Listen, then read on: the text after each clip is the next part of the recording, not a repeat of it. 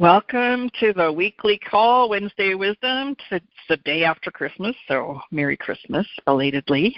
I hope everybody had a fabulous time. My name is Marty Forrest. My website is Hello Extraordinary Life. Go check that out on the landing page. You get your free guide, free ebook. It's like 4 pages long of 3 steps to reprogramming your negative self-talk. And it's just loaded with valuable information about practical tips and tools you can implement immediately. I am available for one-on-one coaching if you know it is something you need some guidance and you want to go deeper inside and have some mentorship and coaching around how to navigate our insides, how to love ourselves on the inside and shift that programming, because it's a lot and it's deep, and holidays tend to bring that out maybe more than any other day. I don't even know. Holidays tend to be a time where we have a lot of expectations about what we want it to be or how it is or how it isn't, and I'm guilty. I wish I could tell you I've just totally surpassed this one and I'm completely authentic, and I had a little shift of that this morning because I was talking about how I really didn't want to go. I just spent 2 weeks with my aunt and my mom and my uncle on vacation on a cruise, so fairly close quarters. I did a lot of small doses, but there were times it wasn't, and so I really didn't really care to go back and spend Christmas with them. I already had my full dose of them, and my mom made a comment, and I interpret guilt obligation. I must show up because she's going to feel bad, and so we went, and I'm glad. I'm always glad that I do that, even though I didn't really want to. And so I was having a conversation with someone this morning who said, well, can you look at it as if that's your gift to your mom is that you come?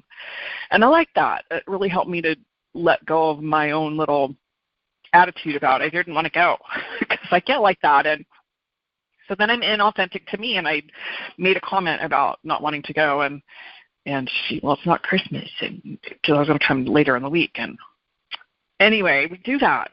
A lot of us do that out of obligation, and we don't want to hurt people's feelings, and then what? We're inauthentic to ourselves, and so really it's all again about shifting that perspective and recognizing. I've really been pondering this and what I wanted to talk about this morning, because the holidays can bring up stuff for us, whether we're with them or not, or we want to be with them and we can't. Maybe they're too far away, or maybe they're not here, like maybe they're physically not here. So there's all kinds of things that show up around the holidays and families and our own programming that gets kicked in, because no matter how it is, when I show up at my family, I often am treated like I'm still that little kid. And this time was a little different than that. I didn't really have that kind of thing. At least that was not my perception, right? All about my perception. But I also recognize, and this is one of the points I wanted to make this morning, is I recognize that what's showing up for me, particularly when I'm with my family, are things that are showing up to be cleared out. There are emotions or triggers or wounds that are getting touched, and they're revealing themselves again to be healed and to be cleared out, to allow that wounded energy to clear out of my body so I don't have to keep carrying that with me. And again, it's practice. It's practice, and it's layer by layer by layer. We talk about, there's that cliche of peeling the onion, and we keep peeling the onion until we get to that core of who we are, because we're just layers and layers and layers of whatever our life experience has been. And when we spend time with family, or maybe it's not family, maybe it's not blood family, maybe it's other family that have a way of touching the wound, or if I call my aunt, I look at my aunt, and she's one big button. Everything hurts her feelings, and I look at her, and I watch, and I observe, and I think, oh my God, and there I am. I'm not that today, but that was most of my life. I was one big button, and everything was personal, and everything was about me, and every time somebody said something, whether I would always interpret it as personal because I was that self-absorbed. And so I was watching and witnessing and observing her, and I thought, oh, and that I used to be that. It helped me to have a little more compassion and to allow her her own path, because there was a point that I wanted to step in and make it all okay and do the little people-pleasing thing that I have had habits of doing and put some salve on her wounds. And I realized it's not my business. It's not my place to do that. And I had a mentor many, many years ago who said at that time it was my second husband, treat him the same, no matter what he's doing. And I applied it to this instance with my aunt because, so her and my mom are sisters, and my mom hurt her feelings, so there's the sister thing. Well, that's not my business, first of all. But I overlaid that, and I applied it to, it's not my place to come in and rescue her or to make her feel okay. I just get to treat her the same. And I did, and she moved through it. Rather than trying to, oh, it's okay, she didn't really mean to hurt your feelings, right? So I just got out of the way. And I get to do that. I share instances and experiences, but you can apply it anywhere in your life and in your family. It was a big deal for me to learn how to treat people the same and stop trying to fix it or stop trying to rescue them or stop trying to make it better for them. It's not really my business. And when I remember that, and I simply can just love them the same, have some compassion, and that doesn't mean if somebody's eyes are crying out that I don't go and hug them. It doesn't mean that. It means I allow them to walk through their emotions as I like to be allowed to walk through mine and not have someone shortcut them. Because when they get shortcut, I stuff them down a little further. Or I get my feelings hurt because they just totally dismissed me. So it's important to allow people their place, and we have our place, and I don't want to spew it on anyone or, just dump it on someone. And so it's important to allow me and allow them to have whatever that is that's showing up. And families. We have tribes. We have our family that we are born into for reasons that we may not know that help us live into our purpose here. And if we don't know what that is yet, that's all right. But we can know that it's for a reason. I picked my family. They're emotionally unavailable. They're hardworking. They love how they know how to love. And I learned how to stuff all that feeling down, because if I was going to have feelings, I was going to be told what to feel, or if I was going to cry, I was going to be given something to cry about. So you see, I was all kind of dismissed, and I was criticized, and that was my interpretation. And I can see the purpose of that is to help me become more compassionate and more loving and more kind today, and more forgiving, because all anybody does is teach what they know. So some of it for us here, when we're here being mindful and we're here listening to these recordings and we're attempting to do something different in ourselves and in our life and how we are with ourselves and others, I just lost my train of thought right there. It left my head. Dang it. We can know there's a purpose.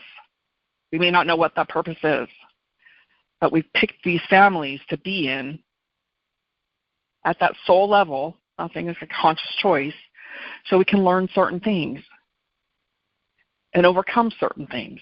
It doesn't mean we like it. It doesn't mean it's fun. It doesn't mean it's easy. But I can see how I chose. I can look at other people. There was a woman I listened to who did a talk on overcoming trauma. And she was born into a family of sex trade. She doesn't go into a lot of detail, but it was quite horrifying, the little bit she alluded to. And she decided that she wanted to live so she could share with others that it's possible to overcome anything. And what it does not mean is it doesn't mean that we're completely over it 100% of the time. It means we're always on the journey of healing and forgiving. And that's true no matter what our story is. Right? That's quite the extreme. Her story is quite extreme. Mine's not anything like that. I look at her and I'm like, oh, holy smokes. But I don't want to get into the comparison either. I have my own story. We all have our own story, and I don't need to compare it to someone else. But I can look at it and go, oh, I'm so grateful. I'm so grateful that I have whatever my story is that I get to overcome today. And I get to walk through today. And it's not that, right? Because we all have our own thing that we're here to do. That's what makes us so individual. And I don't know about y'all, but we sometimes get into that place of thinking that I know best how you should behave. I don't. I'm not the be all end all to speak about how somebody else should behave. I can only manage me. What I can say about that is when I'm looking and thinking I know what's best for someone else, maybe I ought to look at me and see what's best for me. Because if I'm judging that, I'm judging you about how you behave, you can be certain that that's the reflection I'm judging me about. And that's where when we start to look, oh, I'm being judgmental. What do I do? How do I do that to myself? And I talked about that in one of the emails about the trip, the cruise that I took.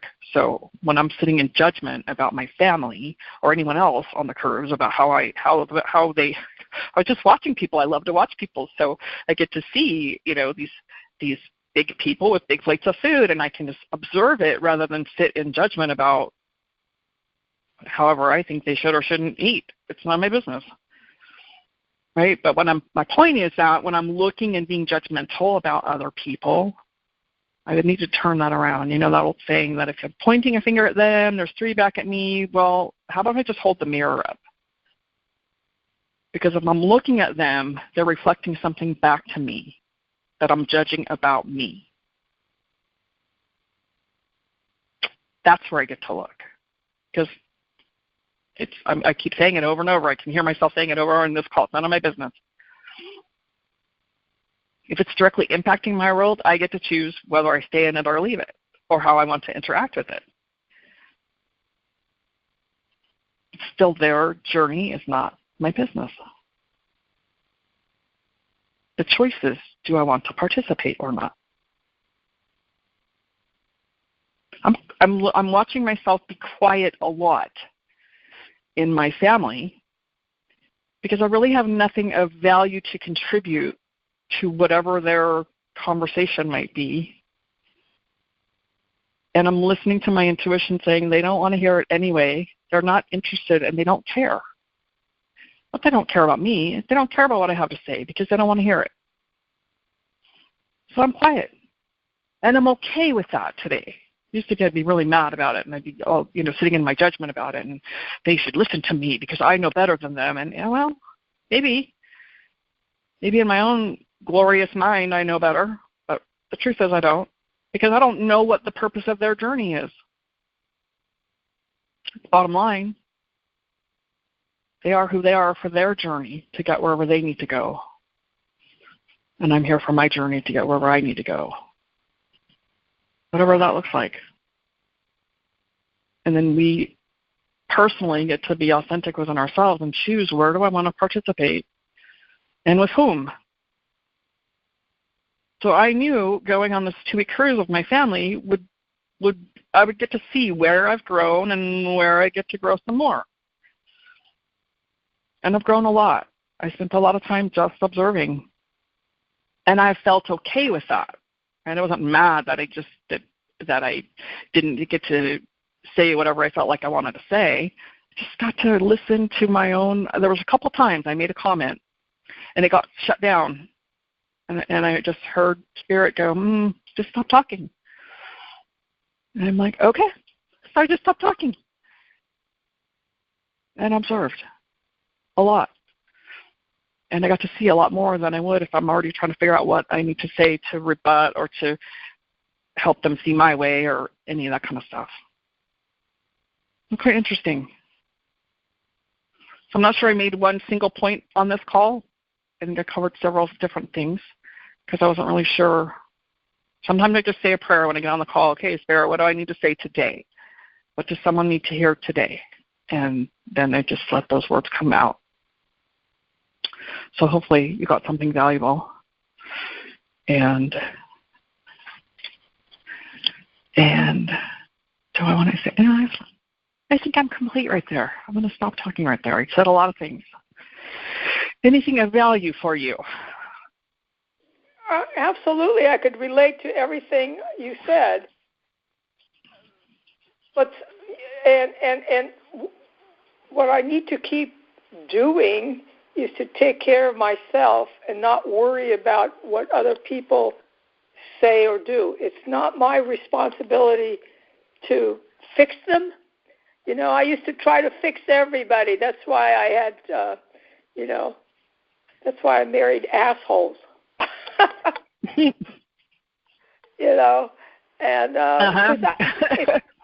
I love them enough and I take care of them well enough, they'll, Yes, I do. And then you just realize you just need to worry about fixing yourself. Sometimes that's really hard when you're a people pleaser. Yes, it is. Yes, and it it's is. something I have to be aware of because I can fall right back into it very quickly. Yes. Yes. And you're right. Sometimes I struggle trying to figure out why I ended up in the family I'm in. And the only thing I can come up with is that I need to learn to take responsibility for myself only. It's amazing what happens when we do that. Yeah. And if somebody's pissed or their feelings are hurt, well, you know what? Feelings are just feelings, and we have a choice of how long we want to be pissed or how long we want to be sad or how long we want to pout, That's exactly right. I have a sister-in-law that she wants, my brother died a couple of years ago, and then I lost my sister just 5 months prior to my brother passing away. And everybody rallied around her. Well, you know what? She still thinks that everybody should. She's the center of the universe. Mhm. She was. Yes. She was sad and crying and stuff because I'm having Christmas at my house. She's not having it at her house because she and my brother started the tradition. Oh, bullshit! Like she did. She wants. Right? He wants to control everything.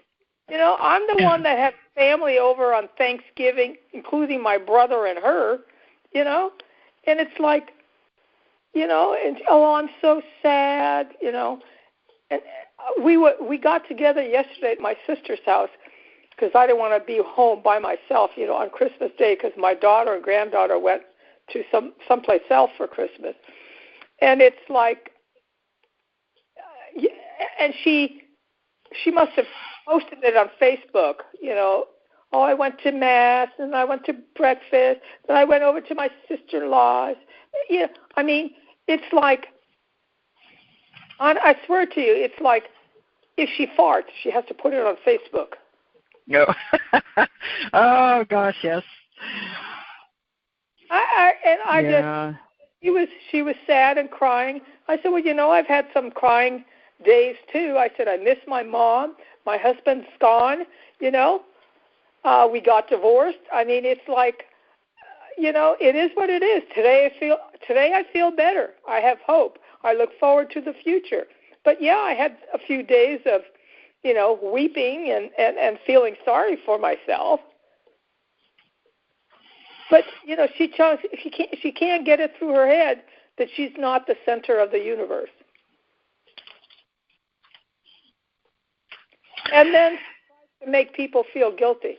I refuse to feel guilty. Yes. Good.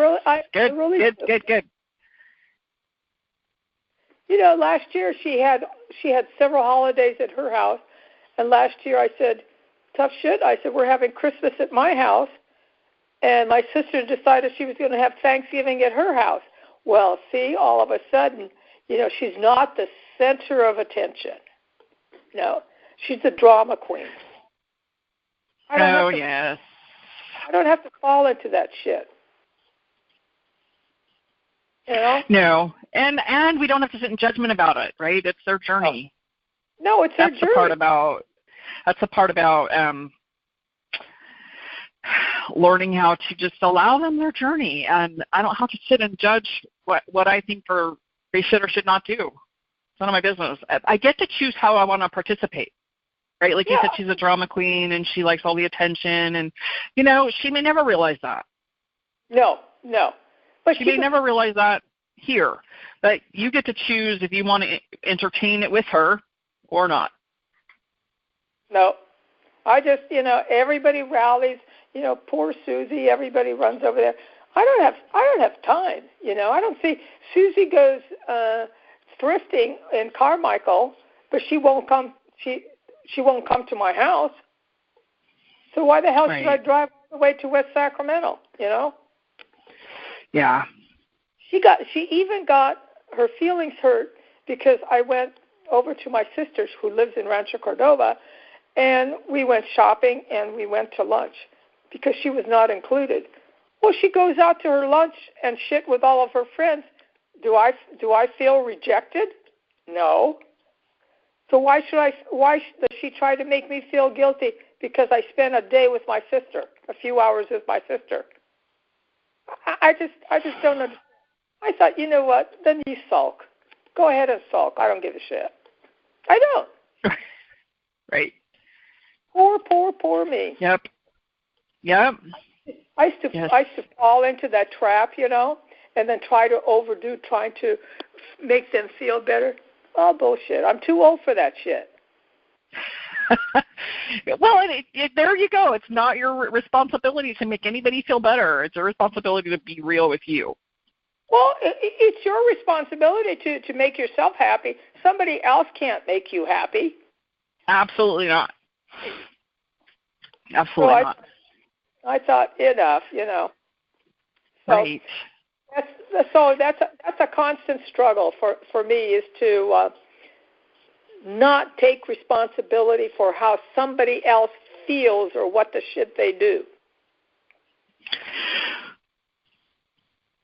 And that's okay. That is the process, right? Yep. So if you look at your timeline of when you suddenly go, oh, because there was a time that you would have just rented space for a while, right? Oh, yeah. Hours or days. Now your timeline's like, oh, that's their feelings. I don't have to be responsible for that. Maybe it's an hour instead of 25 hours. Yep. So it's that's your progress. And then there will come a point of, oh, well, I'm really sorry you feel that way. Moving on, right? Yep. It just gets, that's where I encourage you to look at how much less time it takes. Oh, yes. Because that's your progress.